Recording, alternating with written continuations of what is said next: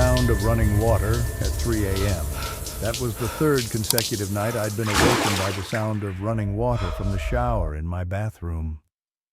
The first two times I had only opened my eyes when the water was already stopping that rhythmic pattering against tile, gradually fading away as if someone had just turned off the faucet. I had dismissed it, telling myself it was just old pipes or perhaps rainwater from the roof leaking into the walls. The Riverside district wasn't known for well-maintained buildings, especially not the budget rentals like the one I was staying in. But this third time was different. The water wasn't just dripping from a leaky faucet. This was the sound of a shower running at full blast, a steady, powerful stream of water beating against the tile. The sound was too clear, too deliberate to be imagination or some natural phenomenon. Someone was showering in my bathroom at 3 a.m. The problem was I lived alone. My rented room was on the third floor of an old building on Montgomery Avenue. No roommates, no girlfriend, not even a pet. Just me, Daniel Miller, 28-year-old IT specialist with a mundane and solitary existence. I glanced at the clock. 3:07 a.m. It was still raining outside, water hammering against the tin roof of the building, creating a steady rhythm, a backdrop to the shower sounds coming from the bathroom. I lay motionless in bed, listening, hoping the sound would stop and I could dismiss it as just a strange dream. But it didn't stop. If anything, the water sounded louder, as if the shower had been turned up to maximum. "Okay, that's enough," I muttered to myself, throwing the blanket aside and sitting up. The floor was ice-cold beneath my bare feet, the temperature in the room suddenly seeming to drop. It was November and the building's heating system was pitifully inadequate, but this chill seemed to come from somewhere else. A deeper cold one that penetrated the skin and seeped into the bones. I took one step at a time toward the bathroom door, each footfall increasing my sense of unease. The floorboards creaked beneath my feet, the sound echoing in the pitch-dark room. I could see a faint strip of light from beneath the crack of the bathroom door. I didn't remember leaving the light on. "Hello?" I called out, my voice shakier than I cared to admit. There was no answer, just the continued sound of water running hard. My hand trembled as I touched the doorknob. I felt the cold metal against my palm, almost freezing cold, as if the temperature in the room had suddenly dropped below freezing. I turned the knob and pushed. Just as the door began to open, a sound froze me in place, the metallic squeak of the faucet being turned off. That sound was unmistakable, the distinct noise of a hand twisting a water knob to shut it off. "Who's there?" My voice cracked into a whisper. "I'm calling the police." I didn't have my phone in hand. My smartphone was sitting on the bedside table about 10 paces away, but I hoped the threat would scare off any intruder if there was one. I pushed the bathroom door wide open and flipped on the light switch. The brightness made me blink, and in that moment I felt a cold draft of air pass over my face. It wasn't like normal air. It carried a strange odor, damp, moldy, but not like ordinary mildew. This was the smell of something that had been soaking wet for a long time, a scent of moss and slow decay. But when I opened my eyes, there was no one in the bathroom, no one hiding behind the shower curtain, no one crouching in the corner, just an empty bathroom with one undeniable oddity. The floor was completely soaked.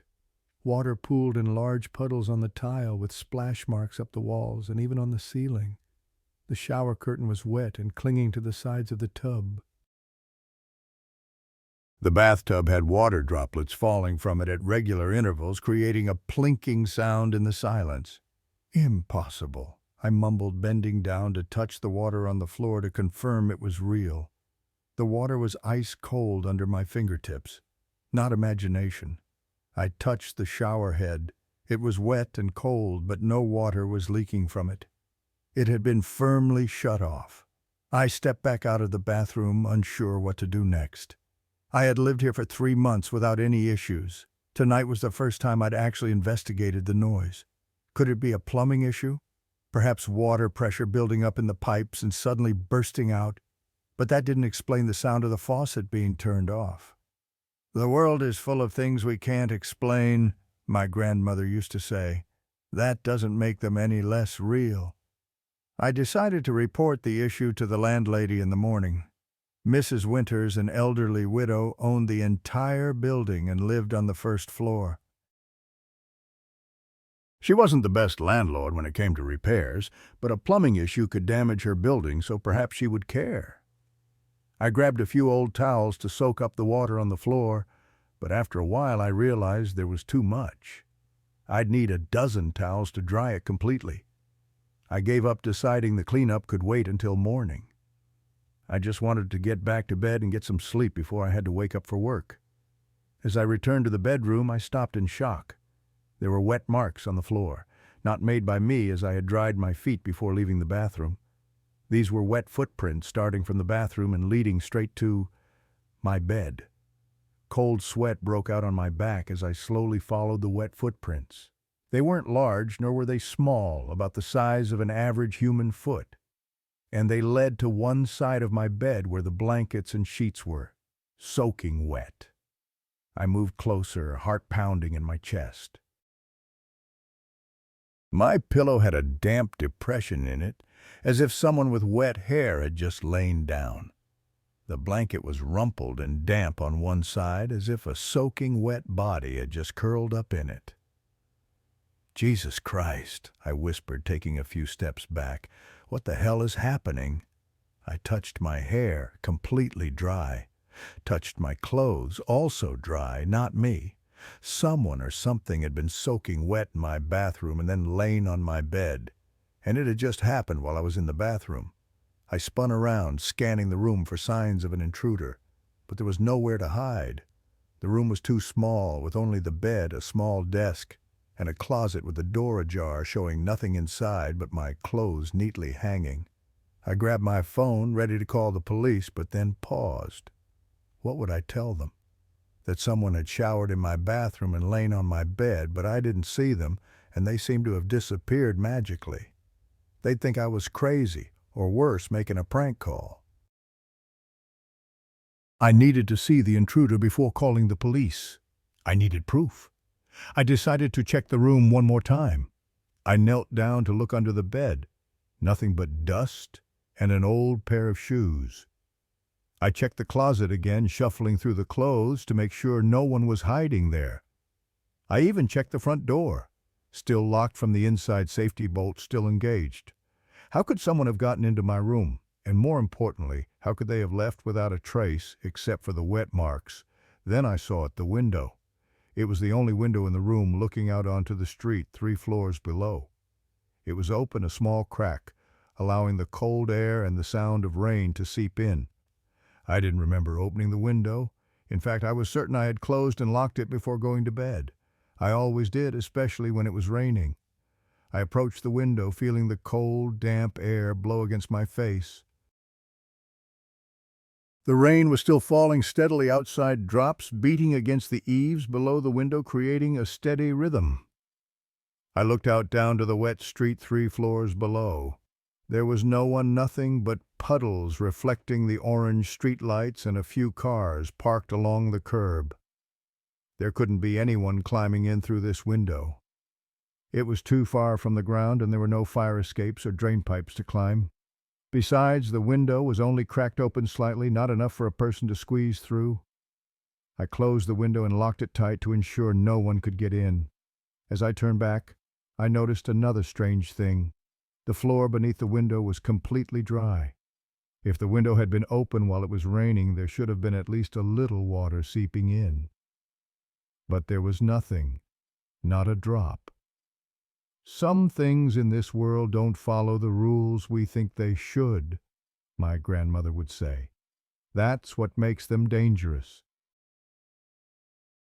I felt a chill run down my spine. Something wasn't right, very not right. I looked back at the wet footprints on the floor leading from the bathroom to the bed, and a terrifying thought invaded my mind. What if no one had entered my room from outside? What if they had been in the room all along from somewhere I couldn't see? Suddenly, the small room seemed to shrink around me, the walls seeming to press in as if I was being watched from every corner. I couldn't stay here, not tonight. I grabbed my phone, wallet, and keys and hastily left the room. I didn't bother changing out of my sleep clothes or taking anything else. I just needed to get out as fast as possible. I ran down the 3 flights of stairs, through the dark hallway, and out the front door of the building. The rain was still falling heavily, soaking my thin pajamas in seconds. But I didn't care. I'd rather be wet and cold than spend another second in that room. I called my only friend in the city, Alex, who lived about 10 blocks away. Fortunately, he was still awake, watching a late movie. "Are you okay?" Alex asked when I appeared at his door, soaking wet and shivering. "You look like you've seen a ghost."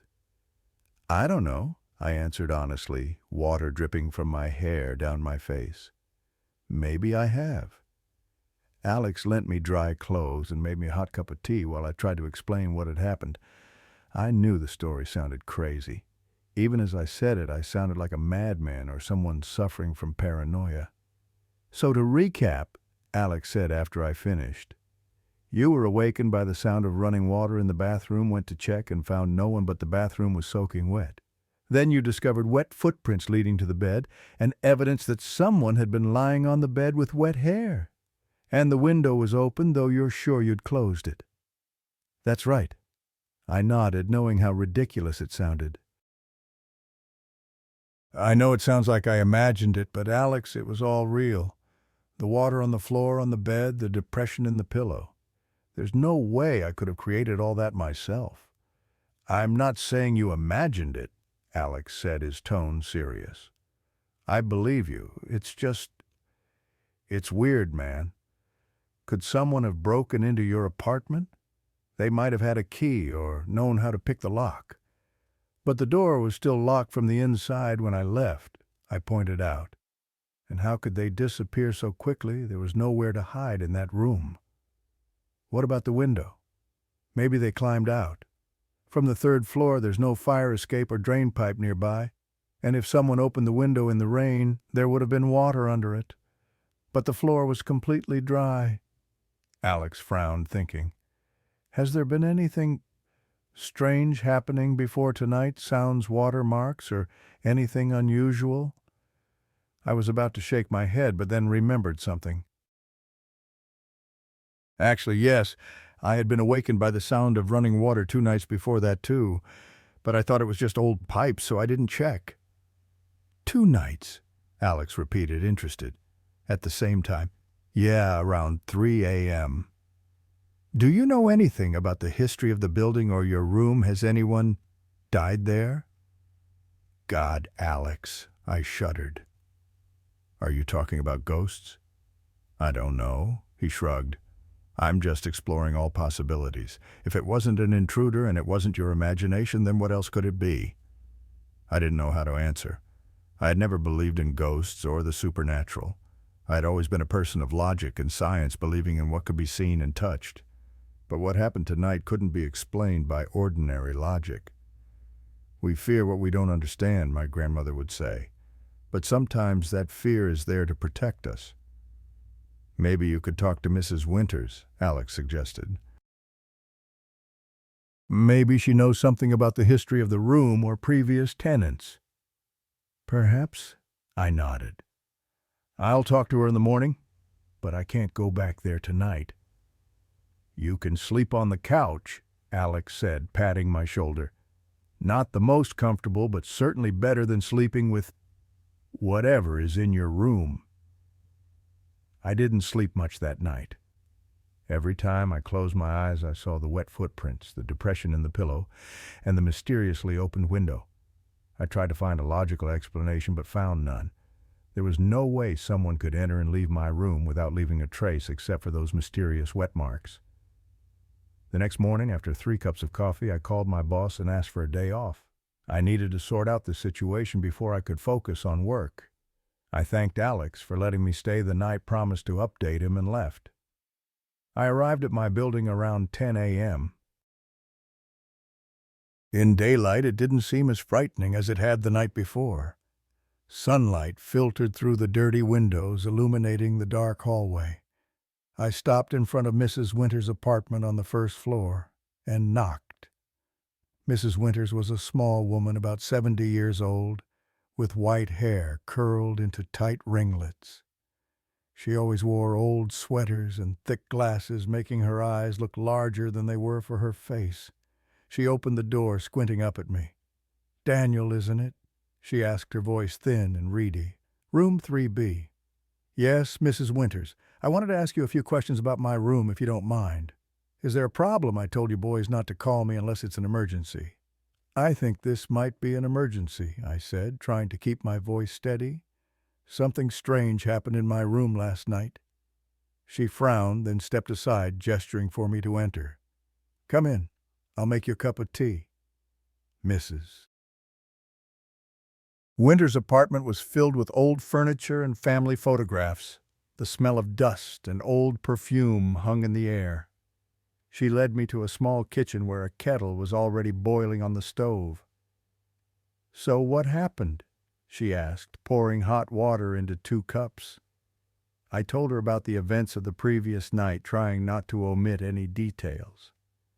When I finished, Mrs. Winters was silent for a moment, staring intently at her cup of tea. "Do you know anything about the history of that room?" I asked, after the silence had stretched on. "Or about the tenant before me?" Mrs. Winters sighed, setting her teacup down. "The last person in that room was a young woman, Emily. She stayed there about 6 months before the accident." "What accident?" I asked, feeling my stomach tighten. "She drowned," Mrs. Winters said, her voice so quiet I had to lean forward to hear. "In the bathtub. Suicide, according to the police. But I never believed that." I felt a chill run down my spine. "Why didn't you believe it?" "Emily was a happy girl. She had just gotten engaged, had a good job. No reason to end her life. And there were strange details about her death." "What details?" "The bathroom door was locked from the inside, yes, like a suicide. But Emily was found with her eyes wide open in fear, as if she had seen something terrible. And there were bruises on her neck, as if someone had held her under the water." "My God," I whispered. "The police said the bruises were from her struggling with herself, a natural reaction as the body tries to survive. But I saw her. Those eyes. She had seen something, Daniel, or someone. And you didn't tell me this before renting me the room." "I have to make a living," Mrs. Winters shrugged. "And not everyone believes in ghosts. Most people who rent that room don't have any issues. At least they never complain." "What about before Emily?" I asked, beginning to suspect the room had a darker history than I thought. Mrs. Winters looked uncomfortable. "Before Emily was a young man, Jason. He lived there for about a year, then moved out without notice. Left unpaid rent and all his belongings behind. I never heard from him again. I think he saw something that scared him away." "The water that doesn't follow the laws of this world," my grandmother would warn, "is not meant for the living to touch." "And before Jason, a couple, Sarah and Michael.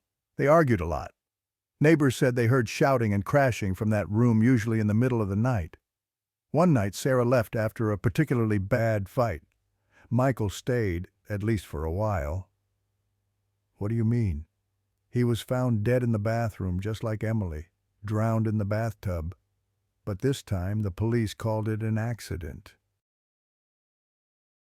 They said he had been drinking heavily, fell asleep in the tub, and slipped under the water. But how does a grown man accidentally drown in his own bathtub?" I swallowed hard, trying to push away the images forming in my head. "Do you believe the room is haunted?" "I don't know about all that ghost nonsense." Mrs. Winters shook her head. "I only know what I've seen and heard. And in the 30 years I've owned this building, only that room has had strange things happen in it."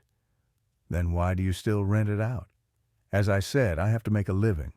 And not everyone has problems. Some people stay there for years without any trouble. But others—" She trailed off. "What about the others?" "They tell stories like you, the sound of running water in the middle of the night, unexplained wet floors, the feeling of being watched, and sometimes—" "Sometimes what?" I prompted when she stopped. "Sometimes they say they see a face at the window." A face of a young woman soaking wet and pale with empty eyes and a mouth open as if screaming, but no sound comes out. I felt as if someone had just poured a bucket of ice water down my back. I hadn't seen any face yet, but Mrs. Winter's description was so specific, so terrifying that I couldn't help but imagine it. "Do you know what happened to the room before you bought the building?" I asked, wondering if the story might go back even further. "Only rumors," Mrs. Winters admitted. "The man who sold me the building didn't want to talk much about it, but the longtime neighbors tell that in the 1970s a young woman died in that room. They say she was killed by an intruder who climbed in through the window on a rainy night. He drowned her in her own bathtub. The dead don't always leave," my grandmother would say in a whisper. "Sometimes they're stuck in the moment they left this world, playing it out over and over again." "And since then, everyone in that room has had some connection to water," I said, recognizing the pattern. "Drowning, water accidents." "Seems that way," Mrs. Winters nodded. "But like I said, most people are fine. Maybe you just need to be careful with the bathroom. Don't bathe too late at night, and always lock the window." But I had locked the window. That hadn't stopped it from mysteriously opening last night. "Mrs. Winters, I don't think I can continue staying in that room," I said, deciding on the spot. "I'll find somewhere else to live." "You signed a 6-month lease," she reminded me. "If you leave early, you'll lose your security deposit."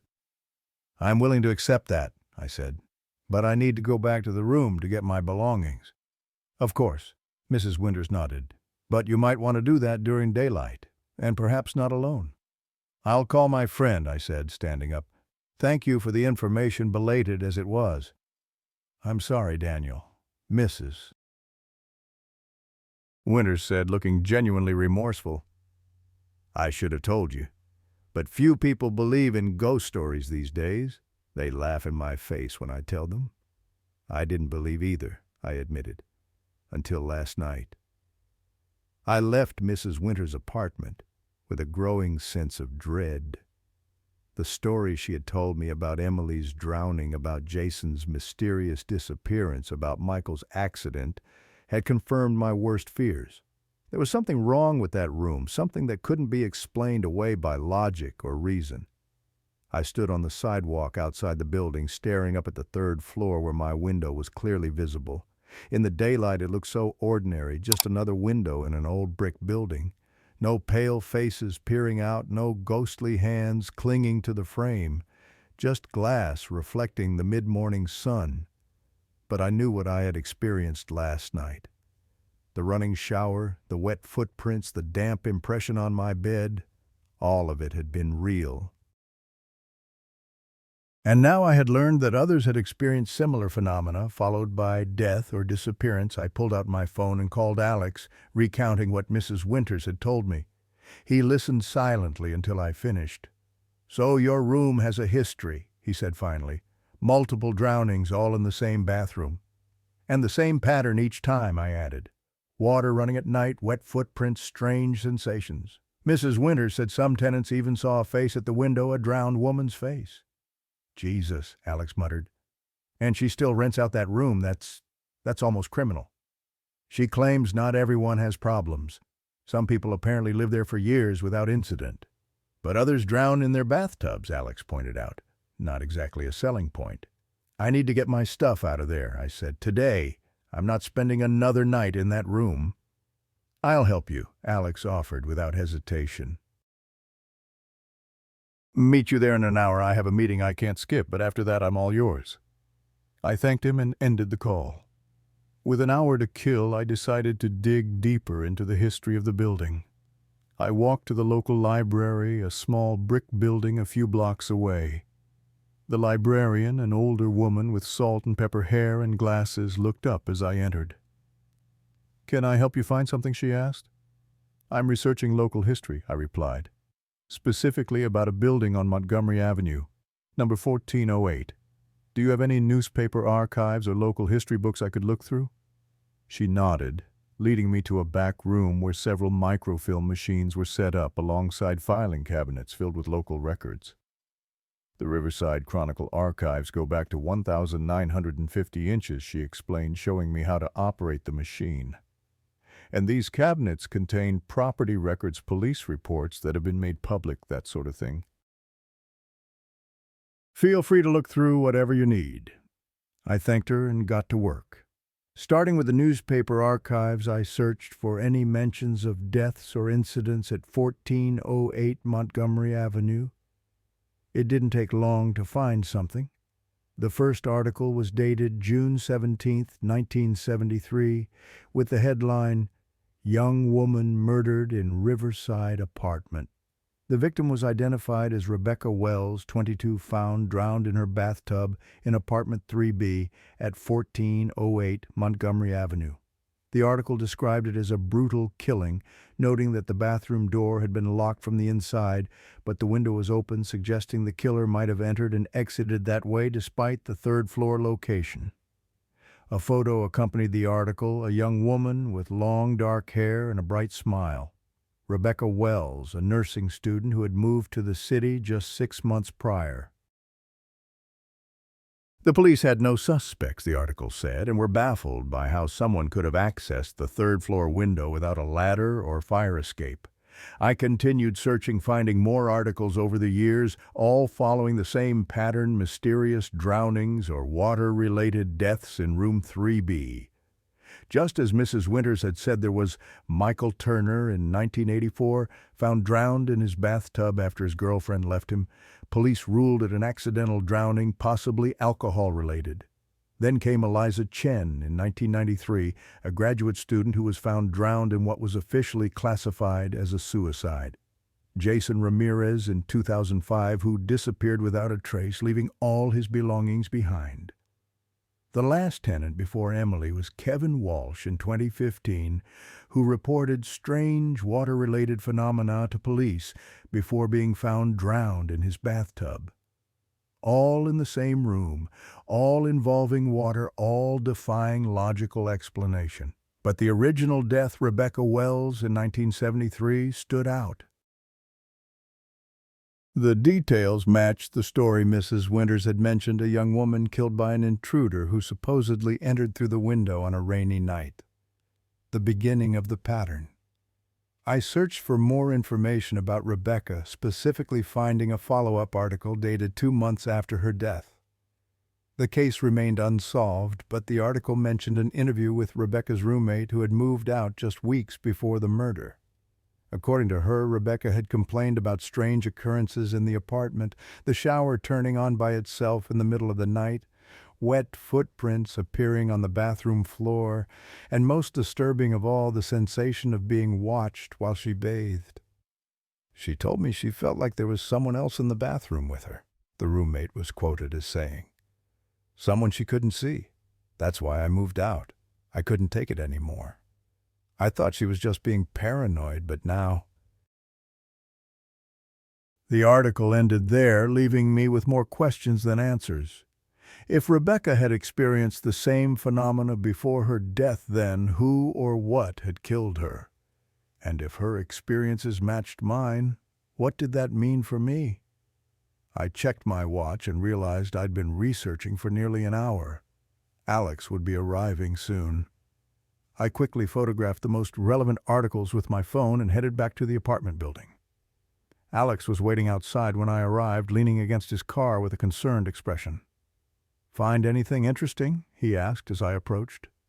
I showed him the articles I'd photographed. The first death was in 1973, a woman named Rebecca Wells. She was supposedly murdered by an intruder who came in through the window. The third-floor window with no access? Alex raised an eyebrow. How did the police explain that? They didn't. The case was never solved. I scrolled through more photos on my phone. But here's the thing: before she died, Rebecca reported experiencing the exact same things I did. The shower running at night, wet footprints, feeling like she was being watched. Alex's expression grew somber. So, whatever killed her has been in that room ever since, I finished. Drowning tenants or driving them away. But why some and not others? Mrs. Winters said not everyone had problems. I shrugged. I don't know. Maybe it's selective. Maybe it only targets certain people. Or maybe it only becomes active at certain times. We stood in silence for a moment, both contemplating the implications. Then Alex straightened a determined look on his face. Well, we're not going to figure it out standing here. Let's get your stuff and get you out of that place. I nodded, grateful for his practical approach. Together we entered the building and climbed the stairs to the third floor. With each step I felt an increasing sense of dread, as if the building itself was aware of our presence and didn't want us there. The hallway seemed darker than it had been that morning, despite the sunlight streaming through the window at the end of the corridor. The air felt heavier, colder, with that same damp, moldy smell I had noticed the night before. We reached room 3B, and I hesitated before inserting the key. "Ready?" I asked Alex. He nodded, though I could see the apprehension in his eyes. "As ready as I'll ever be." I unlocked the door and pushed it open. The room appeared exactly as it had been when I'd fled the night before, except for one critical difference. All signs of water were gone. The wet footprints had vanished. The damp impression on the bed had dried, and even the bathroom floor was completely dry, as if nothing had happened. "I don't understand," I said, stepping cautiously into the room. "Everything was soaking wet when I left." "Maybe it all dried overnight," Alex suggested, following me inside. I shook my head. There was too much water, and look at the bed, it's perfectly made. I didn't make it before I left. The sheets were rumpled and wet. Alex approached the bed, examining it closely. "Someone's been in here since you left." "Mrs. Winters. She has a key." "Would she make your bed clean up water?" I considered this. Mrs. Winters didn't strike me as the type to enter a tenant's room and tidy up, especially not after telling me about the room's dark history. "Maybe it was whatever's in here," I said, voicing the thought I'd been avoiding. "Maybe it cleaned up after itself." "Why would it do that?" "To make me doubt myself," I suggested. "To make me think I imagined the whole thing?" Alex didn't look convinced, but he didn't argue. "Let's just get your stuff and go. The sooner we're out of here, the better." I nodded and began gathering my belongings. I didn't have much, mostly clothes, a few books, my laptop, and some personal items. We worked in silence, each of us lost in our own thoughts, but I could feel the tension in the room. It was like a physical presence, a heaviness in the air that made it difficult to breathe. As we packed, I noticed something odd about Alex's behavior. He kept glancing toward the bathroom door, which was slightly ajar just as we'd left it. His movements were jerky, his breathing shallow. "You okay?" I asked. He startled and forced a smile. "Yeah, just feeling a bit claustrophobic in here." "Claustrophobic? You've been in smaller spaces than this." Alex hesitated, then admitted, "It's not the size. I don't know how to explain it, but I feel like we're being watched. Like there's something in here with us." A chill ran down my spine. I had felt the same way last night, that sense of an unseen presence observing my every move. "It's the room," I said. "There's something wrong with it." "Look, I believe in science and things I can see and touch," Alex said, his voice low. "But this place, it feels wrong, like it's alive somehow." I was about to respond when we heard a soft, rhythmic, dripping sound coming from the bathroom. Plip, plip, plip, the unmistakable sound of water droplets falling. Alex and I exchanged alarmed glances. "You hear that too, right?" I whispered. He nodded, his face pale. "The faucet must be leaking." "It wasn't leaking earlier," I pointed out. "I checked the bathroom when we came in. It was completely dry." Alex swallowed hard, then squared his shoulders. "I'll check it out." "Wait." I started to protest, but he was already moving toward the bathroom door. He pushed it open and flipped on the light. I held my breath, half expecting to see a pale, dripping figure standing in the bathtub. But Alex's body blocked my view. "The faucet's dripping," he called over his shoulder, his voice relieved. "Probably just loose. I'll tighten it." I heard him twist the handle, and the dripping stopped. "See?" he said, turning back to me with a triumphant smile. Nothing supernatural about a leaky... The dripping sound resumed louder this time. Plip, plip, plip. Alex's smile faltered. He turned back to the faucet, twisting it again more forcefully this time. Again the dripping stopped momentarily, only to resume seconds later even louder and faster than before. "What the hell?" Alex muttered, adjusting the faucet for the third time. The dripping continued, accelerating until it was almost a continuous stream. Then abruptly it stopped. The silence that followed was more unnerving than the sound had been. Alex backed out of the bathroom, his face ashen. "Let's go," he said, his voice tight. "Now." We grabbed the bags we'd already packed, leaving the rest behind. I could always come back for them later, preferably during daylight hours and with more people. As we turned towards the door, the lights flickered, then dimmed, plunging the room into semi-darkness despite the mid-afternoon sun outside. "Just old wiring," Alex said, but his voice lacked conviction. We were almost at the door when we heard a new sound, a soft tapping against glass, like fingernails gently drumming on a window. Tap, tap, tap. We both turned toward the window. It was closed, just as I'd left it that morning, with the curtains partially drawn. But the tapping continued, growing more insistent with each passing second. "It's probably just a tree branch," Alex suggested, though we both knew there were no trees tall enough to reach a third-floor window. "We need to leave," I said, reaching for the door. But before we could open it, the tapping stopped, replaced by a new sound. A slow, wet squeaking like a damp finger being drawn across glass. I couldn't tear my eyes away from the window. Against my better judgment, I took a step toward it. "Daniel, don't," Alex warned, but I had to see. I had to know what was making that sound. I approached the window cautiously, aware that my heart was pounding so hard I could feel it in my throat. When I was about 3 feet away, I saw it.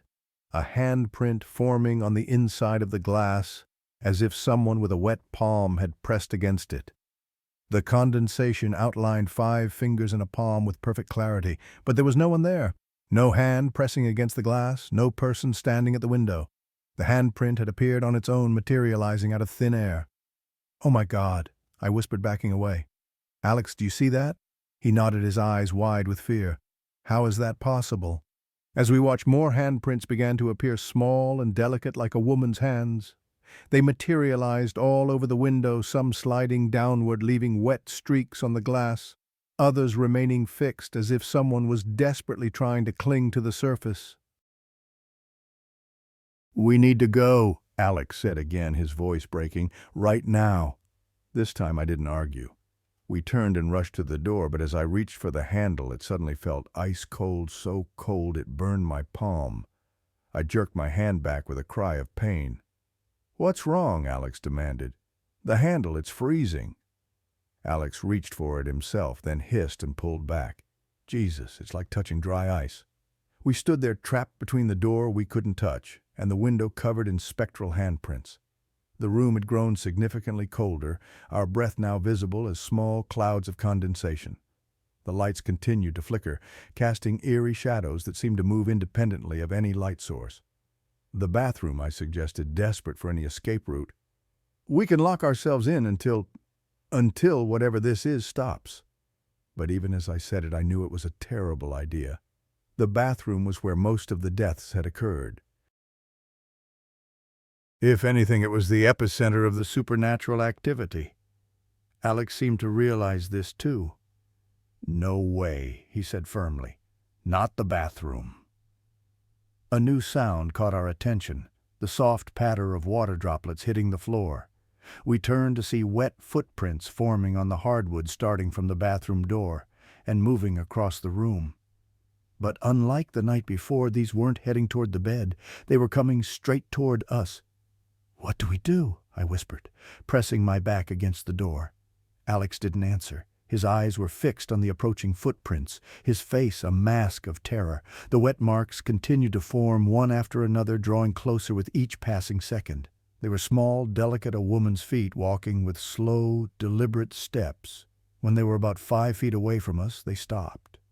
For a moment, nothing happened.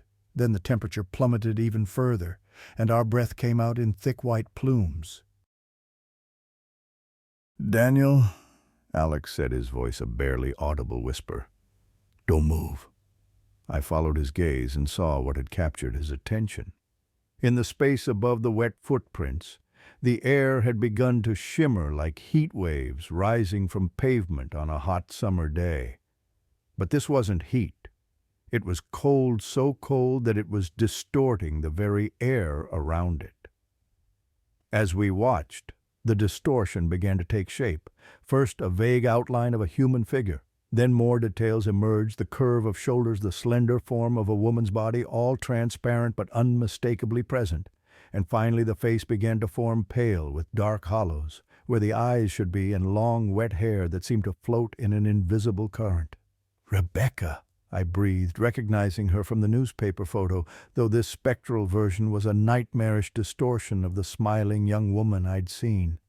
The figure didn't move, but the air around it pulsed as if it were breathing.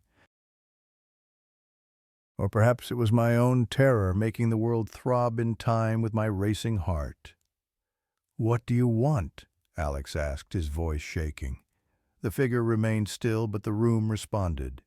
The lights flickered more violently, and a low, groaning sound came from the walls, as if the building itself were in pain.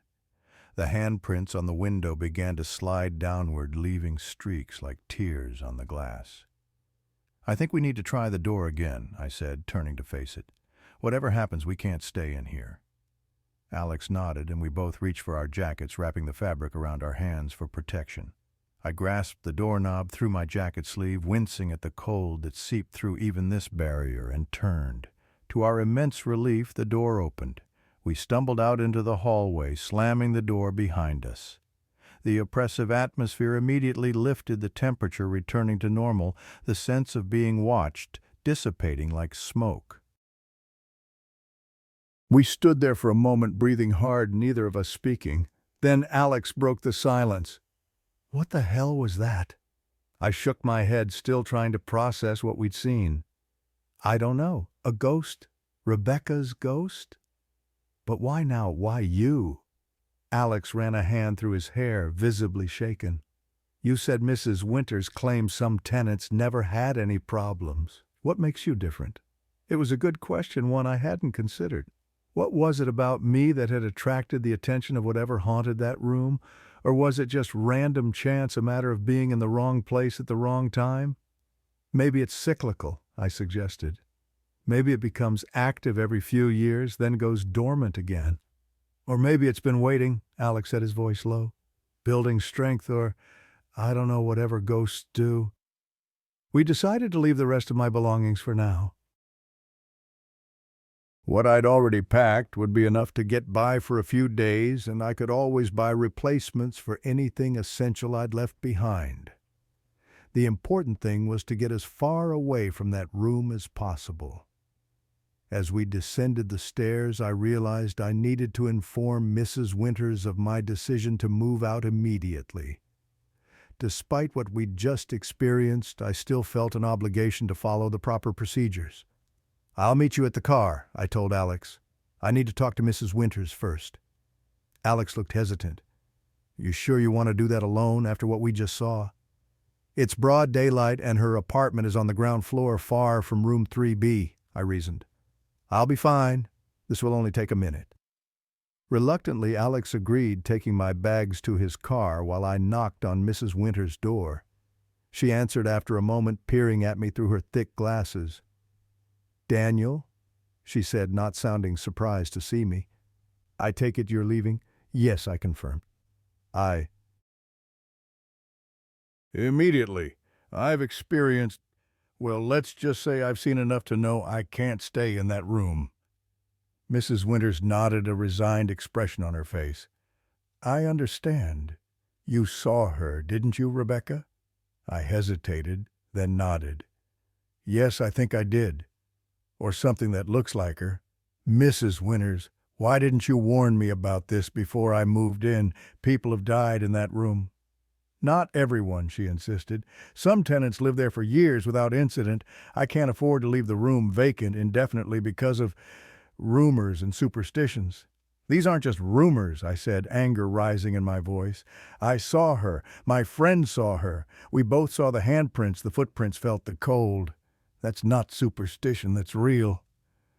Mrs. Winters sighed, looking suddenly older and more fragile. I know. I've seen her too once many years ago. I went to check on a tenant who hadn't paid rent. When I entered the room, the bathroom door was locked, but I could hear the shower running. I knocked, but there was no answer. I used my master key to unlock the bathroom door, and that's when I saw her standing in the shower, completely soaked, staring at me with those empty eyes. A chill ran through me. What did you do? I ran, she admitted. By the time I came back with the building manager, she was gone. The tenant, a young man named Patrick, was sitting on his bed completely dry, insisting he hadn't used the shower and hadn't heard anyone in his bathroom. He moved out the next day. But you still kept renting the room. What choice did I have? Mrs. Winters spread her hands in a helpless gesture. I can't afford to lose that income. And like I said, not everyone experiences problems. I can go months, sometimes years, without any incidents. Then suddenly a tenant will report strange occurrences, or worse. Or worse, they'll end up drowned in their bathtub, I finished for her. How do you live with that, Mrs. Winters? How do you sleep at night knowing you're putting people at risk? She flinched, as if I'd slapped her. I tell myself it's not my fault, that what happens in that room is beyond my control, that adults make their own choices, take their own risks. But you don't give them all the information they need to make those choices, I pointed out. You didn't tell me about Rebecca, about the other deaths, about the wet footprints and the face at the window. How am I supposed to make an informed decision without knowing any of that? Mrs. Winters had no answer for that. She simply looked down at her hands twisted together in front of her. I'll mail you your security deposit, she said finally, minus the rent for the days you've stayed. Is that acceptable? It wasn't really about the money, but I nodded anyway. Fine, I expect to receive it within a week. As I turned to leave, Mrs. Winters called after me. Daniel, be careful. Sometimes she doesn't stay in the room. I froze, turning back slowly. What do you mean? Rebecca, Mrs. Winters clarified, her voice barely above a whisper. Sometimes she follows people who've lived in her room. Not often, but it's happened before. A tenant moves out, thinks they're safe, and then what? I demanded, a new fear taking hold. And then they find wet footprints in their new home, or their shower turns on in the middle of the night, or they see a face at their window, a pale face with empty eyes and wet hair. I stared at her, unable to process what she was suggesting. You're saying she can leave the room, follow people? I don't know for certain, Mrs. Winters admitted.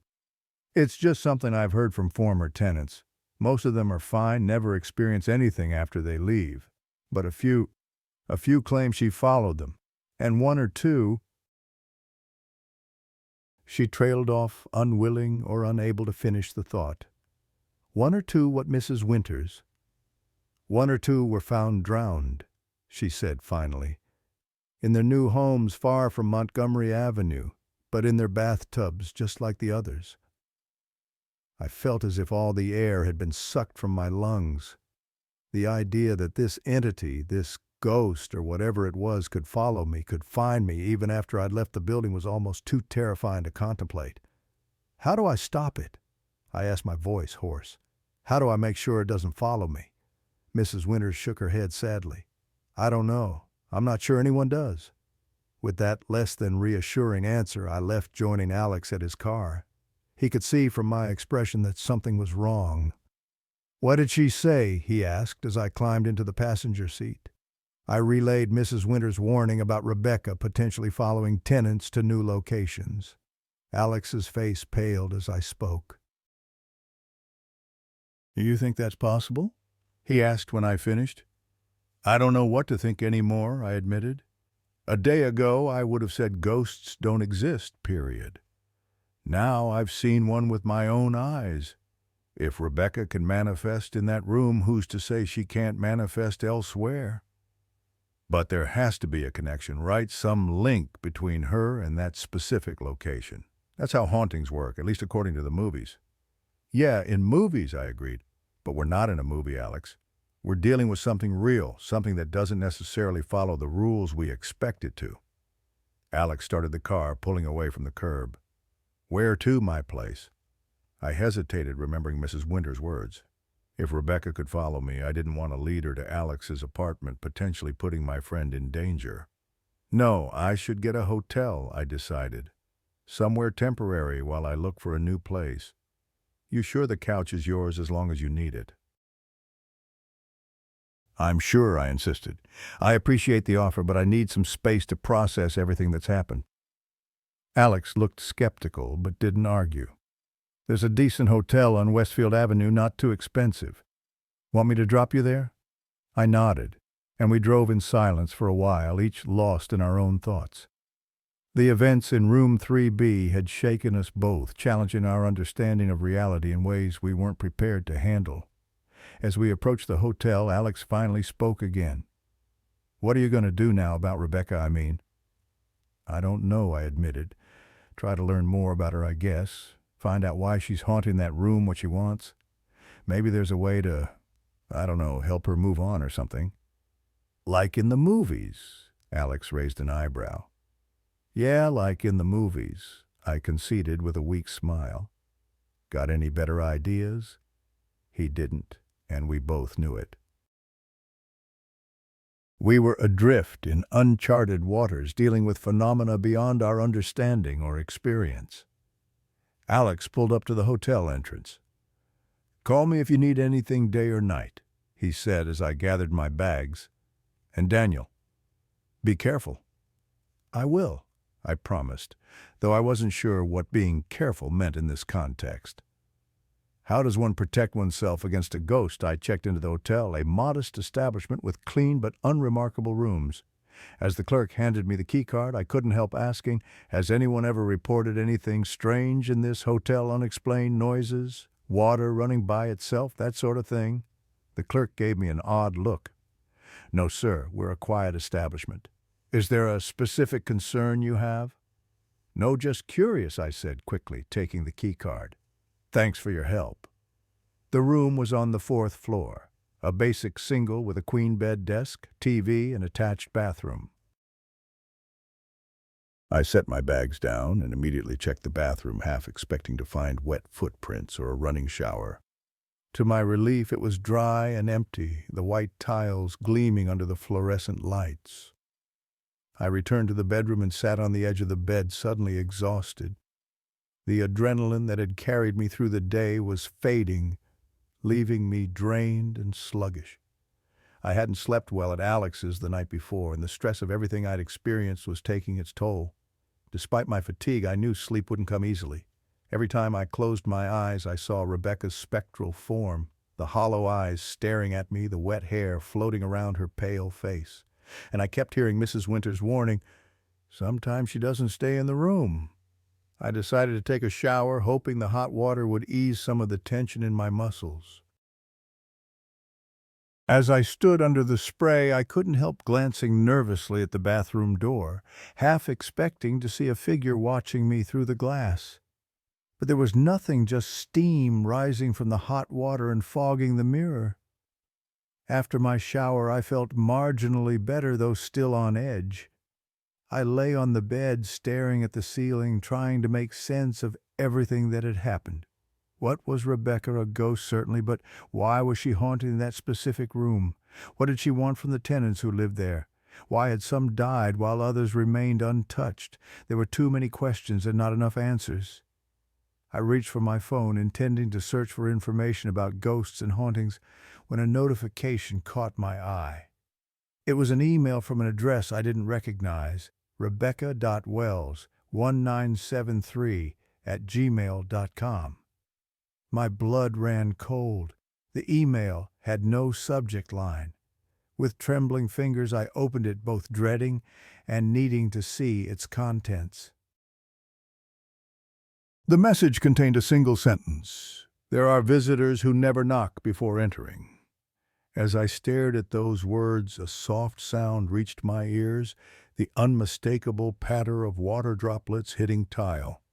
It was coming from the bathroom. I stared at the email on my phone, my heart pounding in my chest. There are visitors who never knock before entering. The sender's address, rebecca.wells1973@gmail.com, left little doubt about who had sent it, or what had sent it. The sound of water droplets hitting tile grew louder, more insistent. Plip, plip, plip, like a heartbeat rhythmic and unwavering. I slowly turned my head toward the bathroom door, which I'd left slightly ajar after my shower. Through the gap, I could see that the lights were off, the room shrouded in darkness, despite the fact that I distinctly remembered leaving them on. "This isn't happening," I whispered to myself, clutching the phone like a lifeline. "She can't be here. This is just stress, exhaustion." My mind playing tricks. But the sound continued, growing louder with each passing second. Plip, plip, plip. I had two choices: investigate or flee. Logic told me to run to grab my belongings and check out of the hotel immediately. But a deeper part of me knew that running wouldn't solve anything. If Rebecca had indeed followed me from Montgomery Avenue, she would follow me again and again, until whatever she wanted from me was satisfied. With trembling hands, I set my phone down on the nightstand and swung my legs over the edge of the bed. The carpet felt damp beneath my bare feet, though I was certain it had been dry moments before. I stood my legs unsteady and took a tentative step toward the bathroom. "Hello," I called out, immediately feeling foolish. What was I expecting? A polite response from a ghost. The water sound stopped, abruptly replaced by an eerie silence that was somehow worse. I froze, waiting, listening. The silence stretched on, broken only by the sound of my own ragged breathing. Then, without warning, the bathroom door swung fully open, revealing the pitch-black interior. No light filtered in from the bedroom, as if the darkness in the bathroom was consuming it, an unnatural void. "No," I whispered, taking a step back. "This isn't real." From within the darkness came a new sound, a soft, wet shuffling like bare feet moving across damp tile. I could see nothing in the inky blackness, but I could feel a presence approaching the threshold, something standing just beyond the doorway watching me. My back hit the wall. I had nowhere else to retreat. Part of me wanted to close my eyes, to shut out whatever horror was about to reveal itself, but I couldn't. I remained transfixed, staring into the impenetrable darkness of the bathroom. Then I saw it, a pale hand emerging from the shadows, fingers elongated and wrinkled, as if they'd been submerged in water for days. The hand gripped the doorframe, the nails long and yellow, digging into the wood. Water dripped from the fingertips, forming a small puddle on the carpet. A second hand appeared, grasping the other side of the doorframe. Both hands were small, delicate, a woman's hands. But there was nothing delicate about the way they gripped the wood knuckles, white with tension, as if the owner was using all their strength to pull themselves forward. I wanted to scream, but my voice was trapped in my throat. I wanted to move, but my body refused to obey. I could only watch, paralyzed with terror, as a face began to emerge from the darkness. First came the hair, long black and soaking wet, clinging to what I could now see was a pale, almost bluish face. Then came the forehead, the eyebrows, and finally the eyes, hollow black pits without iris or pupil, staring at me with an intensity that felt physical, like hands wrapping around my throat. It was Rebecca Wells, or what remained of her. The ghost, the entity, the whatever it was that had haunted room 3B at Montgomery Avenue for decades. And now she was here in my hotel room, miles away from where she had died. "What do you want?" I managed to choke out my voice, barely audible. Rebecca's mouth opened slowly, unnaturally wide, revealing blackened gums and a tongue that seemed too long, too dark. No sound emerged, but a rush of ice-cold air hit me, carrying that same damp, moldy smell I'd noticed in the apartment. She began to pull herself forward out of the doorway and into the bedroom. Her body followed her hands and face, a slender form clothed in what might once have been a white nightgown, now gray and sodden, clinging to her frame. Water pooled beneath her as she moved each step, leaving a perfect footprint on the carpet. I broke free from my paralysis and lunged for the door to the hallway, but my feet slipped on the increasingly wet carpet. I crashed to the floor, the impact knocking the wind from my lungs. Gasping for breath, I rolled onto my back, only to find Rebecca standing over me, water dripping from her clothes and hair onto my face. "Please," I begged, though I wasn't sure what I was asking for. Mercy, understanding, an explanation. Rebecca tilted her head, an almost curious gesture that made her seem briefly terrifyingly human. Then she knelt beside me, her face drawing closer to mine. The water from her hair fell onto my cheeks like cold tears. Her black eyes bored into mine, searching for something. "Rebecca." I whispered her name, hoping against hope that acknowledging her, recognizing her, might somehow placate her. "I know who you are. I know what happened to you." She paused, her head tilting further like a predator assessing its prey. "You were murdered," I continued, words tumbling out in desperation. "In 1973, in room 3B at Montgomery Avenue. Someone climbed in through your window on a rainy night and drowned you in your bathtub." At the mention of her death, Rebecca's expression changed. The hollow eyes widened and her mouth-closed lips pressing into a thin line. She drew back slightly as if my words had physically pushed her away. Encouraged, I pressed on. "The police never caught who did it. The case is still unsolved. Is that why you're still here? Is that why you can't move on? You need justice?" Rebecca's form seemed to flicker like a television with poor reception. For a moment I thought I saw something else, not the drowned specter, but the young woman from the newspaper photo with bright eyes and a warm smile. Then the image was gone, replaced once more by the waterlogged ghost. She reached out a pale hand toward my face. I flinched, expecting her touch to be ice cold, but she stopped just short of making contact.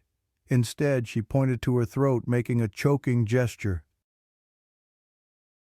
"You're trying to tell me something," I realized. "About how you died."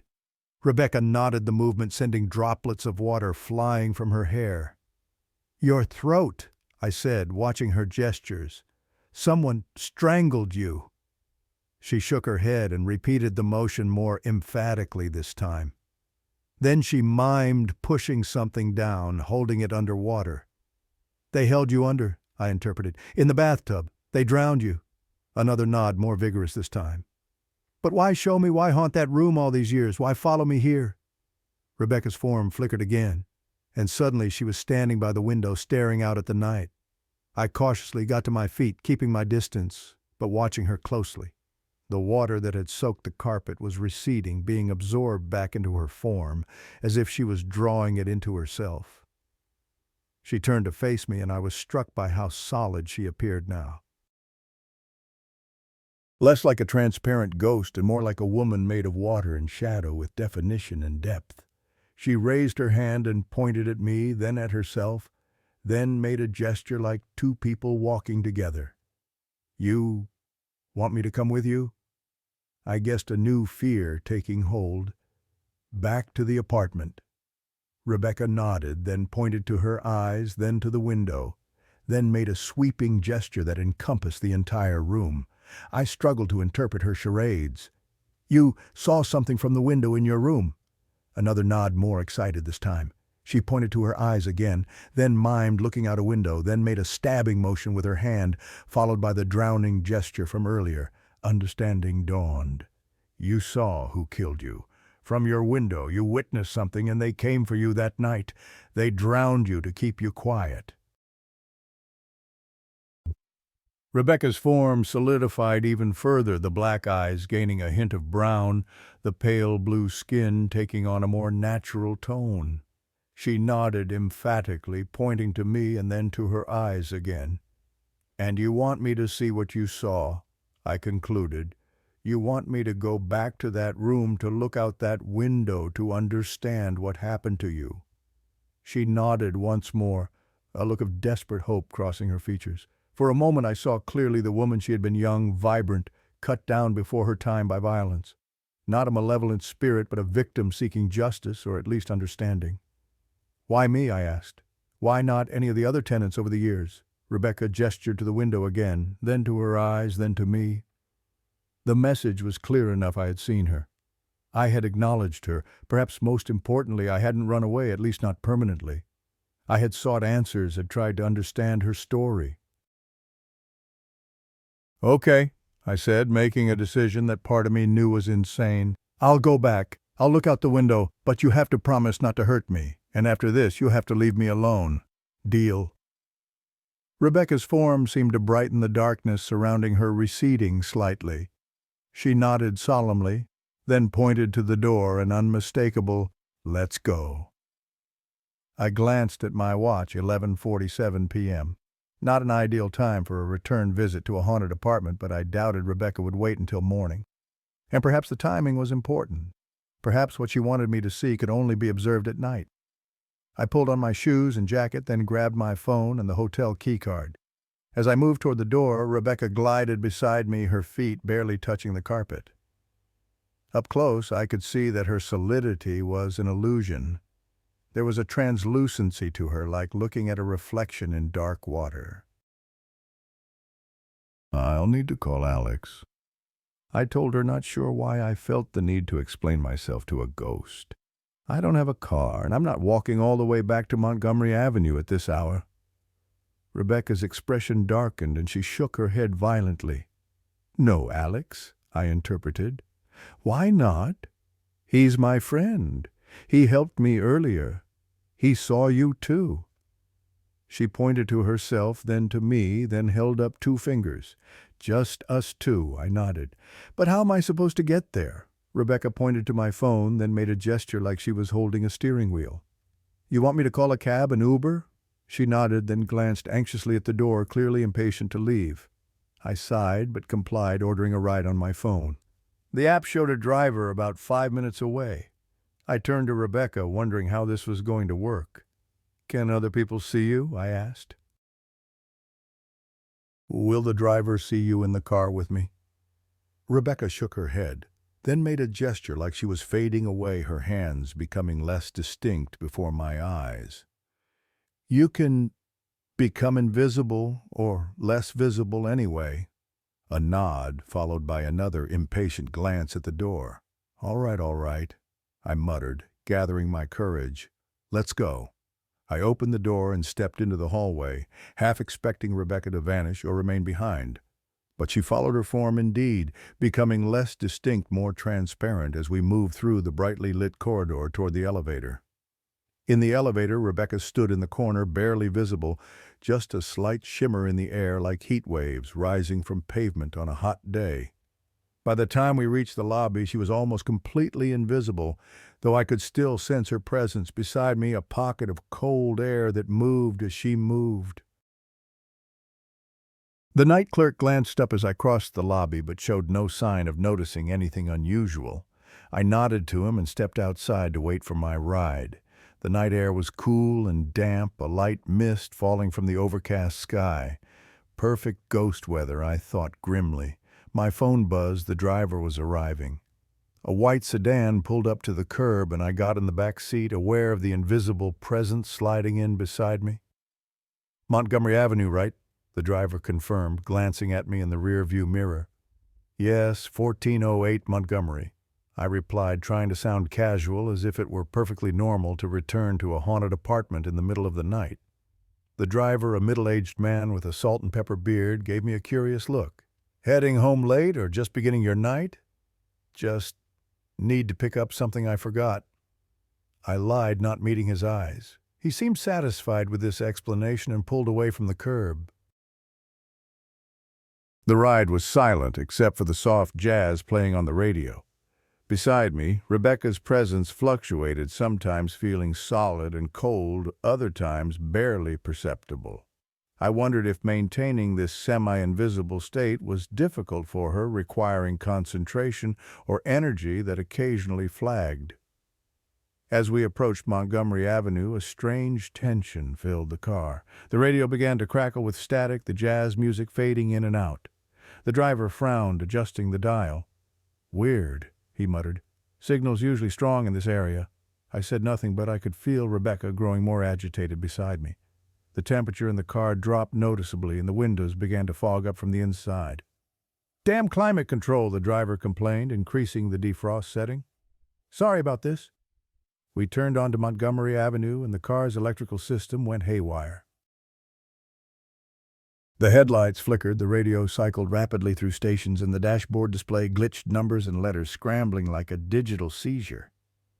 "What the hell?" the driver exclaimed, tapping the dashboard. "Never had this happen before." I felt Rebecca's presence intensify, the cold becoming almost painful where her invisible form pressed against my side. As we approached 1408, the car's engine sputtered and died, rolling to a stop directly in front of the building. "Perfect timing, I guess," the driver said, clearly bewildered. "This is your stop, right?" "Yes, thank you," I replied, handing him cash instead of using the app to pay. I had a feeling his electronic payment system wouldn't be working properly either. As soon as I stepped out of the car, the electrical problems ceased. The engine restarted smoothly, the lights stabilized, and the radio returned to its jazz station. The driver gave me one last confused look before pulling away, probably eager to get as far from this strange passenger as possible. I stood on the sidewalk looking up at the old brick building. Most of the windows were dark, the tenants asleep at this late hour. But one window on the third floor was illuminated, room 3B. A chill that had nothing to do with the night air ran through me. "Someone's in there," I whispered to Rebecca, whose form was becoming more visible now that we were alone. "Mrs. Winters must have rented it out already." Rebecca shook her head and pointed to the window, then to herself. "That's you're making the light?" I asked, disbelieving. She nodded, then gestured for me to follow her into the building. The front door was locked as expected at this hour. I hesitated, turning to Rebecca. "I don't have a key anymore." "How do we get in?" In response, she simply passed through the door, her form momentarily distorting as she moved through the solid wood. A moment later, I heard the lock click and the door swung open. "Convenient trick," I muttered, stepping into the darkened foyer. The building was silent, the only sound our footsteps, mine at least on the tile floor. We moved to the stairwell and began to climb. With each floor we ascended, Rebecca became more solid, more present. By the time we reached the third floor, she appeared almost as she had in my hotel room, a dripping spectral woman in a sodden nightgown, but undeniably there. The hallway leading to room 3B seemed longer than I remembered, the shadows deeper, the air thicker. Rebecca glided ahead of me, leaving wet footprints that evaporated seconds after they appeared. She stopped at the door to 3B, turning to face me with an expectant expression. "I don't have a key for this either," I pointed out. Rebecca simply placed her hand on the door handle. There was a soft click and the door swung open. The room beyond was just as I had left it earlier that day, with one significant difference. It was filled with a soft, bluish light that seemed to emanate from nowhere and everywhere at once. The light pulsed gently like a heartbeat, giving the ordinary furnishings an otherworldly quality. I hesitated at the threshold, suddenly reluctant to enter. "What am I supposed to see here? What did you witness from the window?" Rebecca didn't answer, of course. She merely gestured for me to enter, her expression becoming more urgent. Taking a deep breath, I stepped into the room. Immediately I was hit with a wave of sensations, the temperature dropping drastically, the smell of damp earth and stagnant water filling my nostrils, and a pressure in my ears as if I'd descended deep underwater. The door swung shut behind me with a soft click. Rebecca moved to the window, beckoning me to join her.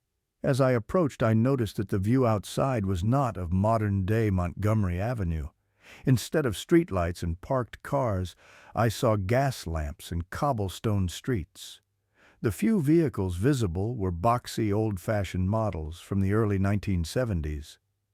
"What is this?" I whispered, fascinated despite my fear. "Are you showing me the past, the night you died?" Rebecca shook her head and pointed to a different night, a different scene. Through the window, I could see the building across the street, an old warehouse that had since been converted into apartments. But in this vision, it was still an active warehouse with lights on, despite the late hour and workers moving crates through a loading dock. She directed my attention to a specific window on the second floor of the warehouse, where a light burned brightly.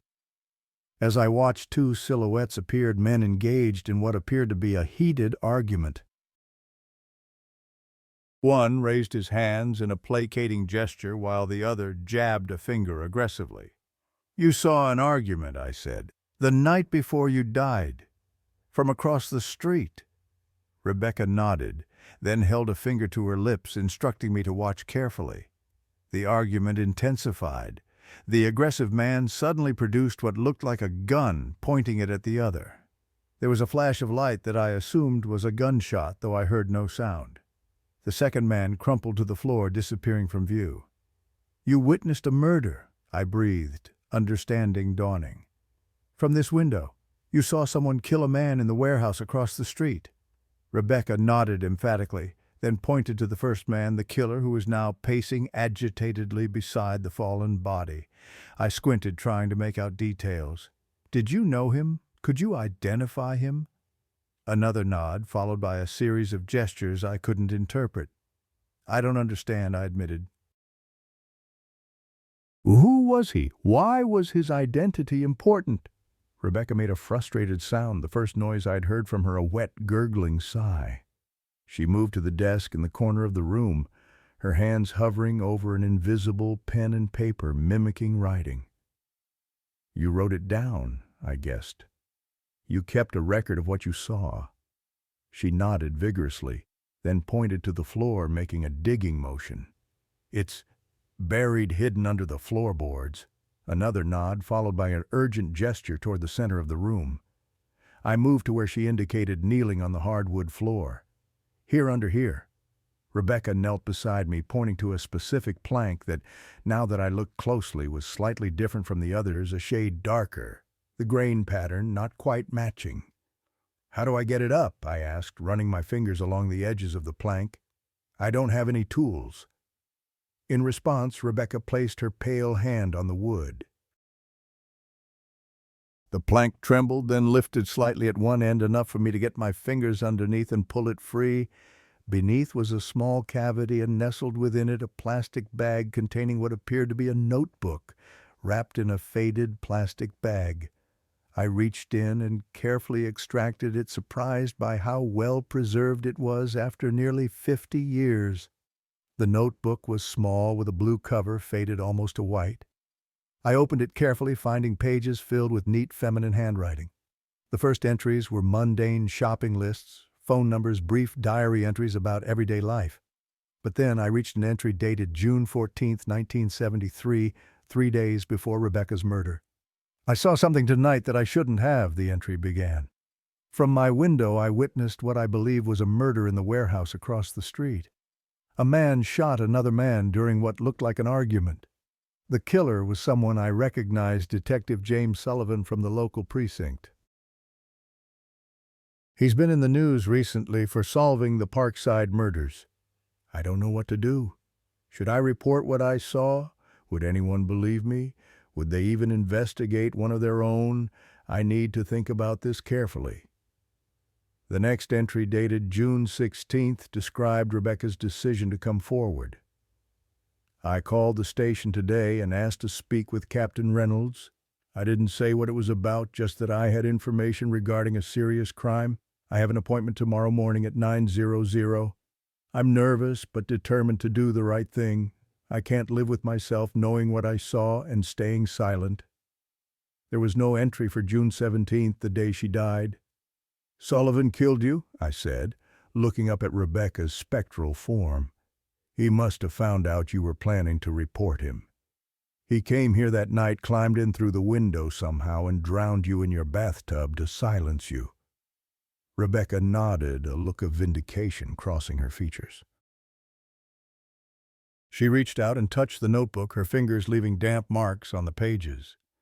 "That's why you've been haunting this room all these years," I continued, the pieces falling into place. "You're trying to reveal your murderer to get justice. But no one ever found this notebook, did they? No one knew what you had witnessed. Another nod, followed by a gesture that encompassed the entire room, then pointed to various spots where tenants would have slept or sat. You tried to show others, I interpreted. Other tenants. But they either didn't understand or didn't believe what they were seeing. Or they ran away before you could make them understand. Rebecca's expression turned sad, almost apologetic. She pointed to several areas of the room where water damage was visible on the walls and ceiling. The water, I realized. The showers turning on the wet footprints, that was all you trying to communicate. But it scared people, some so badly they...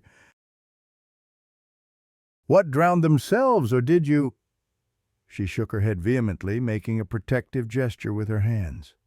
Not me, she seemed to be saying. I didn't hurt them. Then what happened to Emily, to Michael, to all the others who died in this room? Rebecca moved to the window again, pointing outside. But this time the view had changed. Instead of the 1970s warehouse, I saw the modern apartment building across the street. And hanging from one of the third-floor windows was a figure, a man in dark clothing clinging to the exterior wall, with inhuman strength, his face pressed against the glass, staring directly at me. I stumbled backward, nearly dropping the notebook. What the hell is that? Rebecca made a shooing motion toward the figure, her expression fierce. The entity outside hissed a sound that somehow carried through the closed window and retreated, climbing down the wall with spider-like movements before disappearing into the shadows below. That's what killed them, I said, understanding, blooming like a dark flower. Not you. Whatever that thing is. It's been using this room, using your haunting as cover for its own activities. Rebecca nodded, relief evident in her features. She gestured to the notebook in my hands, then to the door, an unmistakable instruction. Take it and go. You want me to take this to the police, I guessed? To finally expose Sullivan. Another nod, though her expression suggested she wasn't entirely confident in this plan. Sullivan must be in his 70s by now if he's still alive, I pointed out. But I suppose the truth is what matters, not punishment. Clearing your name, letting people know you weren't just a random victim or a suicide. Rebecca's form seemed to brighten at this, becoming less solid, more luminous. She reached out and touched my hand, the first direct contact she had initiated. Her touch was cold, but not painfully so, more like the gentle coolness of a spring rain. I'll do it, I promised. I'll take this to the police tomorrow. I'll make sure they know what really happened to you. She smiled, a transformation that momentarily revealed the young woman she had been, full of life and warmth. Then she glanced anxiously toward the window again, her expression turning fearful. What is it? I asked, following her gaze. Is that thing coming back? Rebecca shook her head and made a series of urgent gestures, pointing to the door, to me, to the notebook, and making a running motion. You want me to leave now? I interpreted. Before it returns. She nodded, then pointed to herself and made a staying motion. You're staying here? Why, you could come with me, move on, once the truth is known? Rebecca shook her head sadly and gestured to the room, then to the window, then made a protective motion with her arms. You're guarding this place, keeping that thing contained or at bay somehow. A nod followed by a gentle push toward the door. But what is it? What was that thing I saw? Rebecca's expression darkened. She pointed to her mouth, opened it wide, then pointed to her chest, making a grabbing, pulling motion. It eats souls, takes over bodies. She considered this, then nodded, apparently deciding it was close enough to the truth. She pointed to her eyes, then to the windows of the building across the street, then to the various rooms visible from our vantage point. It watches people through their windows, I said, following her charades. It looks for victims. Another nod, more emphatic this time. Rebecca pointed to the bathroom door, then made a drowning motion, then pointed to her eyes, wide with terror. It drowns them, but makes it look like suicide or an accident, I concluded. That's what happened to Emily, to Michael, to the others. Not you haunting them, but this entity using your tragedy as a cover for its killings. Rebecca nodded, relief evident in her expression. She had been trying to communicate this truth for decades, and finally someone understood. But why does it keep returning to this room? Why not haunt other places? Rebecca pointed to herself, then made a blocking gesture toward the window. You've been keeping it focused on this room, preventing it from spreading to other buildings, other victims. A solemn nod, followed by another gentle but insistent push toward the door. I understand, I said, carefully placing the notebook in my jacket pocket. I should go. But Rebecca, after I take this to the police, after the truth is known, will you be able to rest, to move on? She tilted her head, considering the question, then gave a small, uncertain shrug. She gestured to the window, to the entity that had been there, and made a questioning motion. You don't know if it will let you go, I interpreted. If exposing Sullivan will be enough to free you while that thing is still out there. Rebecca nodded sadly, then pointed to the door once more, her expression leaving no room for argument. I moved toward the exit, pausing with my hand on the knob. Thank you for showing me the truth, for trusting me to understand. She smiled again, that transformative human smile, and raised her hand in a gesture that was part wave, part blessing. I opened the door and stepped out into the hallway.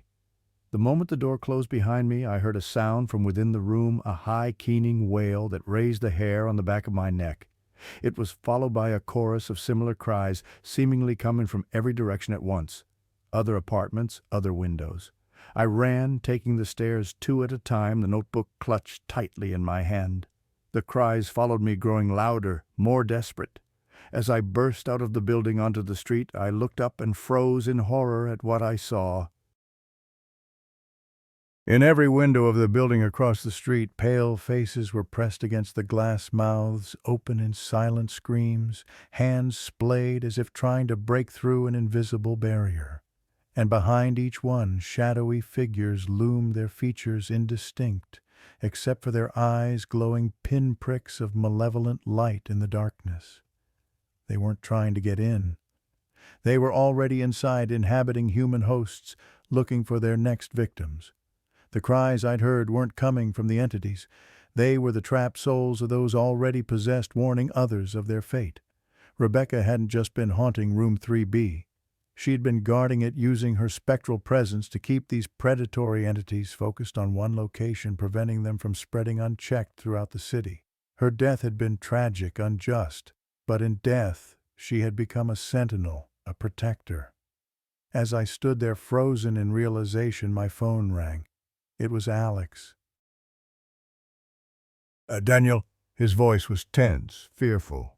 Where are you? Outside the apartment building, I replied, unable to tear my eyes away from the windows across the street. I found something, Alex. I know what happened to Rebecca. I know why she's still here. Listen to me carefully, Alex said, his voice dropping to an urgent whisper. Don't look at the windows. Don't make eye contact with anything you see in them. Just get in a cab and come to my place immediately. I've been doing research since you left, and what I've found, it's worse than we thought. I know, I said finally, forcing myself to look away from the windows. They're not trying to get in, Alex. They're trying to get out, or trying to warn us to stay away. Not everything looking through your window wants to come in, Alex replied grimly. Some things are already inside, looking for a way to spread. Now get out of there. We need to figure out what to do next. I hailed a passing cab, glancing back at the Montgomery Avenue building one last time as I climbed in. In the window of room 3B, Rebecca stood watching, her pale form illuminated by that strange, pulsing blue light. She raised her hand in farewell, and I returned the gesture, silently promising to return with help. As the cab pulled away, I noticed something that made my blood run cold. In the rearview mirror, I could see the driver's eyes, not the warm brown they had been when I entered the car, but black, pupilless voids that reflected no light. And when he smiled at me in the mirror, asking where I wanted to go, his teeth seemed just a little too sharp, his grin just a little too wide. Actually, I said, reaching for the door handle, I've changed my mind. I'll walk. Before the driver could respond, I flung the door open and rolled out onto the street, scraping my palms and knees on the pavement, but too terrified to care. I scrambled to my feet and ran, not looking back, even as I heard the cab's tires screech as it made a U-turn to pursue me. Behind me, from every window on Montgomery Avenue, came a chorus of screams, not of terror, but of warning. The souls of those who had already fallen victim to whatever force had killed Emily Michael and countless others. Souls like Rebecca's, who hadn't moved on because they couldn't, because they were trapped, bound to this place, fighting an eternal battle against something they couldn't defeat, only contain. I ran faster, the notebook secure in my pocket, the truth it contained both a burden and a weapon. Rebecca had entrusted me with her story, with evidence that could finally bring her justice. But in doing so, she had also opened my eyes to a darker truth, a horror that existed beyond the realm of human understanding. Whatever was watching from those windows, whatever had been using the cover of Rebecca's haunting to claim victims, it knew I had seen it. It knew I understood, and now it was coming for me. I ran through the darkened streets, the notebook clutched against my chest like a shield. Behind me, I could hear the cab's engine revving as it pursued me, tires screeching around corners. I ducked into an alley, then another, making random turns in an attempt to lose my pursuer. Eventually, the sound of the engine faded. I leaned against a brick wall, gasping for breath, my lungs burning. My phone buzzed in my pocket. Alex again. I answered with shaking hands. "Where are you?" he demanded. "Did you get away?" "I think so," I panted. The cab driver. His eyes. They were like the others. "Listen to me," Alex said, his voice deadly serious. "Go somewhere public. A 24-hour diner, a hospital lobby, anywhere with people and bright lights. I'll come get you." "No," I replied, surprising myself with my conviction. "They're everywhere, Alex, in the windows in the cab. They could be anyone. I can't risk leading them to you." "Then what's your plan? You can't just wander the streets all night." I thought of Rebecca standing guard in that room for decades, containing something most people couldn't even comprehend. "I need to understand what we're dealing with," I said finally. "And I need to keep my promise to Rebecca. I have to take this notebook to the police, expose Sullivan for what he did." "That won't stop these entities," Alex pointed out. "No, but it might free Rebecca, and right now she's the only one who seems to know how to fight them." There was silence on the other end of the line, then Alex sighed. "I've been researching while you were gone. There are legends in multiple cultures about beings that watch from windows, entities that can only enter if invited or if someone makes eye contact. The Japanese have the mokumokuran eyes that appear in torn paper windows. The Norse had the draugr that would peer through windows at night. They all share a common thread: they need permission to enter. But these things are already inside people," I said. "They're possessing them somehow. I think they're not possessing living people," Alex said hesitantly. "I think they're inhabiting the dead, or those about to die." A chill ran through me as I remembered the drowning victims in room 3B, Emily, Michael, and the others. "They drowned them first," I whispered. "In the bathtub. That's why water is always involved. They drown the victim, then take over the body somehow. Like a parasite needing a specific environment to thrive." Alex agreed. "Water is their conduit, their medium, and windows are their hunting ground. They watch, they wait, they choose their victims." I thought back to my experiences in room 3B, the running shower, the wet footprints, the damp impressions on my bed. It hadn't been Rebecca trying to scare me away. It had been one of these entities preparing the environment, making it conducive to possession. The ones who died in the bathtubs weren't suicides or accidents, I realized. They were the successful possessions, the ones who escaped, who fled the room like I did. "We're the lucky ones," Alex finished. "But Daniel, if what you're saying is true, if Rebecca has been containing these things somehow, keeping them focused on that one room, what happens when she finally moves on? What happens if you expose Sullivan and she finds peace?" I hadn't considered this. Had Rebecca? Was that why she seemed uncertain when I asked if exposing Sullivan would allow her to rest? Was she afraid of what would happen if she relinquished her self-appointed guardianship? I don't know, I admitted, but I have to try. She deserves justice, Alex. She's been trapped there for 50 years because of what she witnessed. I understand, Alex said softly, but be careful. Meet me at the police station on 5th Street in an hour. We'll take the notebook in together, safety in numbers. I agreed and ended the call, tucking the phone back into my pocket. The rain had started again, a gentle mist that dampened my hair and clothes as I made my way through the unfamiliar streets toward the police station. As I walked, I couldn't shake the feeling of being watched. I avoided looking directly at windows, keeping my gaze fixed on the sidewalk ahead. But even so, I could sense eyes following my progress not just from the buildings I passed, but from reflective surfaces all around me. Shop windows, car mirrors, even puddles on the ground seemed to contain watchful presences. They've always been here, I realized with growing horror. We just don't notice them because we're not looking for them. Because we don't believe. My phone buzzed again, a text from Alex. Almost there, stay in public areas. I typed a quick acknowledgement and continued walking, relief flooding through me as the police station came into view at the end of the block. Its windows blazed with fluorescent light, a beacon of safety in the darkness. As I approached the entrance, a squad car pulled up beside me. 2 officers got out, regarding me with professional curiosity. "Can we help you, sir?" one asked a middle-aged man with salt and pepper hair and tired eyes. "Yes," I said, pulling the notebook from my pocket. "I need to report a murder. Well, an old murder, from 1973. The officers exchanged glances. "Why don't you come inside?" the older one suggested, gesturing toward the entrance. I followed them into the station, the bright lights and bustling activity, a stark contrast to the eerie quiet of the streets. They led me to a small interview room and offered me coffee, which I gratefully accepted. The warmth of the cup in my hands was comforting, grounding.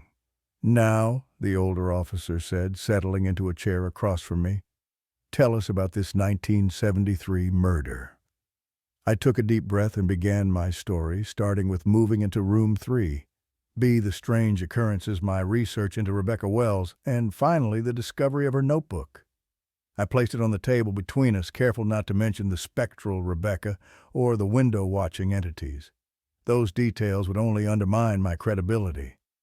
The officers listened without interrupting, their expressions growing more serious, as I explained how Detective James Sullivan had killed Rebecca to prevent her from reporting the murder she had witnessed. When I finished, the older officer picked up the notebook, examining it carefully. "This is quite a story," he said finally. "And you say you found this hidden under a floorboard in your apartment?" "Yes," I confirmed. "Room 3B at 1408 Montgomery Avenue, the same room where Rebecca Wells was murdered." He nodded slowly, then glanced at his younger colleague. "Johnson, would you excuse us for a moment? I need to make a call about this." The younger officer left, and the older one, whose nameplate identified him as Captain Reynolds, regarded me thoughtfully. "You know," he said conversationally, "James Sullivan was my first partner when I joined the force. Brilliant detective. Taught me everything I know." A cold knot formed in my stomach. "You knew Sullivan?" "Oh, yes." Reynolds smiled, but it didn't reach his eyes. "Jim and I were close. Very close. He retired about 15 years ago. Lives in Florida now." "Then you'll want to open an investigation?" I said, trying to keep the tremor from my voice. "Now that new evidence has surfaced." Reynolds chuckled, a dry sound without humor. "That's the thing about evidence," he said, tapping the notebook. "It can be interpreted in so many ways, or it can simply disappear." He stood up, moving to the door and locking it with a decisive click. When he turned back to face me, his eyes had changed, no longer tired and human, but black, empty voids that reflected the fluorescent lights like oil. "You really should be more careful about who you trust, Daniel," he said. His voice subtly altered with an underlying echo that hadn't been there before. "Not everyone is what they appear to be." I leaped to my feet, knocking over my coffee cup. "You're one of them," I gasped. "You're not Reynolds." "Oh, I am Reynolds," he smiled, revealing teeth that seemed just slightly too sharp. "I have been for nearly 40 years now. The original Reynolds had an unfortunate swimming accident shortly after he began investigating Jim Sullivan. Such a tragedy. But it allowed me to take his place to protect Jim and the others like him." "Others," I whispered. "How many of you are there?" "More than you could possibly imagine," Reynolds replied, advancing slowly toward me. "We've been here as long as humans have built homes with windows, watching, waiting, selecting. We used to be limited to those who invited us in, who made the mistake of meeting our gaze across the threshold. But then we discovered a more direct approach." "The drownings," I said, backing away until I hit the wall. "You drown them first, then take over. Water is the boundary between worlds." Reynolds nodded. "The doorway through which we pass. Once the body has been prepared, cleansed by drowning, it becomes a suitable vessel." "And Rebecca?" I asked desperately, searching for any way out of the room. "Why has she remained? Why hasn't she moved on?" Reynolds' face twisted in disgust. "That one," he spat. "A mistake. Sullivan was sloppy, killed her before she was properly prepared. Her spirit remained bound to the room, interfering with our work. For decades she has limited us to that one location, somehow preventing us from expanding our influence beyond Montgomery Avenue. But now you know I have the notebook," I realized. "You know I've seen the truth." "Yes," Reynolds smiled, reaching into his pocket and removing something that glinted in the harsh light, a syringe filled with clear liquid. "And we can't have that information spreading, can we? Don't worry, this won't kill you. It will simply make you more receptive to our presence. A little chemical drowning, you might say."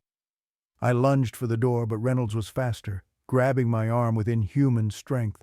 I struggled, but his grip was like iron. He raised the syringe, and I braced myself for the prick of the needle.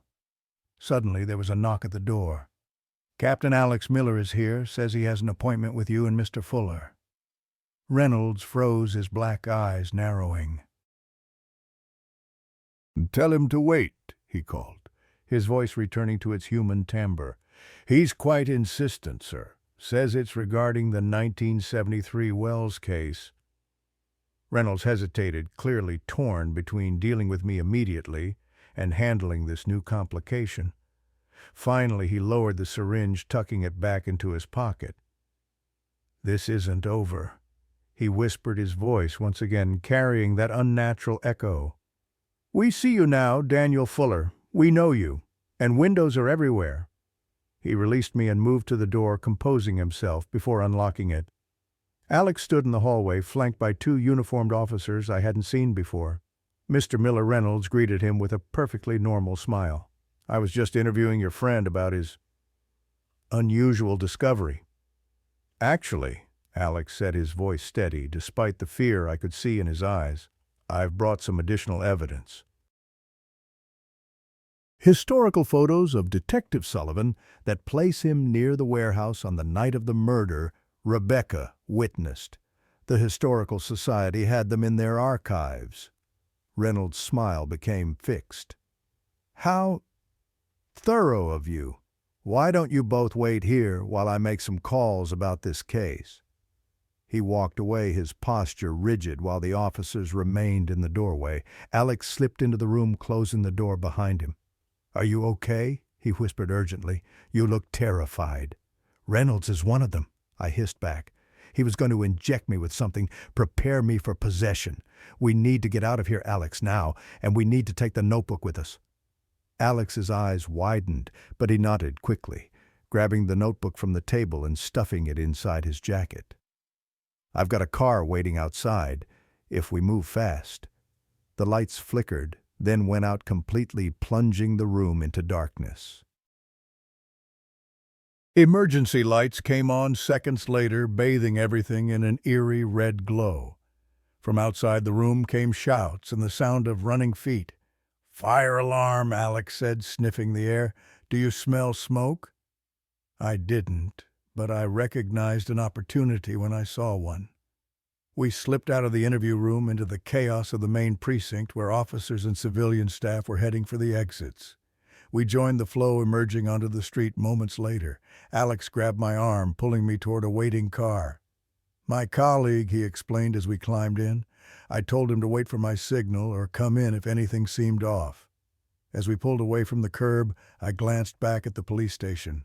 Standing on the steps, watching our departure with those black, empty eyes, was Captain Reynolds. He wasn't moving toward us or calling for us to stop. He was simply watching, a small smile playing at the corners of his mouth. And he wasn't alone.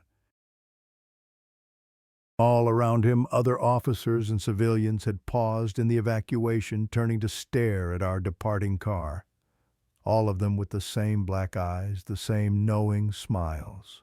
"They're everywhere," I whispered, slumping in my seat. "The police, the cab driver. How many people have they taken?" "I don't know," Alex admitted, his knuckles white on the steering wheel. "But we need to find out how to stop them. And we need to keep that notebook safe. It's the only leverage we have."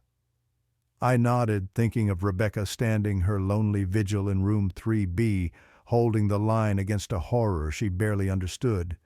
For 50 years she had contained them, limited their spread. But now that I had removed her notebook, now that I had drawn their attention away from Montgomery Avenue— "We need to go back," I said suddenly, "to room 3B. Rebecca is the only one who knows how to fight them, how to contain them. Without her help, we don't stand a chance." Alex glanced at me, then nodded grimly. "Back to Montgomery Avenue, then. Let's hope your ghost is still in a helping mood." As we drove through the rain-slicked streets, I couldn't help but look at the windows we passed.